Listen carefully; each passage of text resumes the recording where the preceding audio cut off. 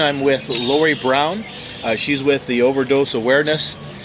She's involved with making people aware of what's going on in our area and really throughout our state, the problem with drugs or an overdose of drugs. And so we just want to kind of share our story and why I'm so interested in it.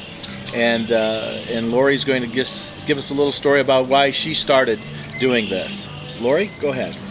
On November 11th, 2011, Chico's nephew, Rob, found my son, Justin Pratt, dead in his apartment of a heroin overdose. On that day, I knew my life was changed and my role had to change in life. I started an overdose awareness walk about 9 months after my son's death, and the main reason was to make people aware of the growing epidemic of drug abuse and the number of overdoses that were happening in our community. First, I was very ashamed and scared and alone, and I didn't want another family to feel that way. So I asked a friend, Julie Landorf, who also lost her son in July of 2011 of an overdose, and we got together and put on our first walk, and we had about 200 people at that walk. Since then, both Julie and I have been trained to give naloxone, the antidote drug for an opiate overdose.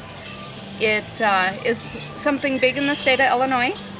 Not many people know that they can have it. It does have to be prescribed by a doctor or ordered through a doctor, but there are people like myself who are trained to train, and we can train a person who has a loved one with a substance abuse.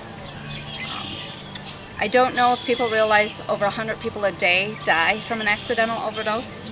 The American Medical Association had labeled substance addiction a medical problem over 70 years ago, but yet it is stigmatized in our communities that these people are weak and not sick. We need treatment centers to step up to the plate. It is like these people are turned away. If they don't have insurance, if there's not a bed, there's not enough treatment centers. So we need to change the outlook on how people look at addiction and overdoses. Well, my personal interest in this is that, as Lori had mentioned, my nephew Robbie found her son. Well, the unfortunate thing, 18 months later, my nephew Robbie was found with an overdose, and he had passed away. So it has affected our family tremendously. I also have a brother-in-law that was found with an overdose many years ago, who passed away, and I have cousins also.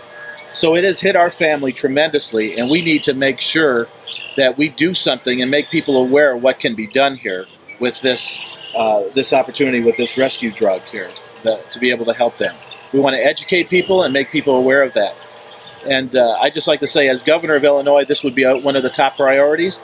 I also mentioned this to Lori already, that she would be ahead of this thing in the state of Illinois. She will be a part of it sincerely, because I know that she has a heart for it, she has a desire for this, and she is going to do something to make it happen. So I want to thank you again. My name is Chico Perez. I'm a write-in candidate for governor of Illinois, and I'm looking forward to serving you the next 4 years.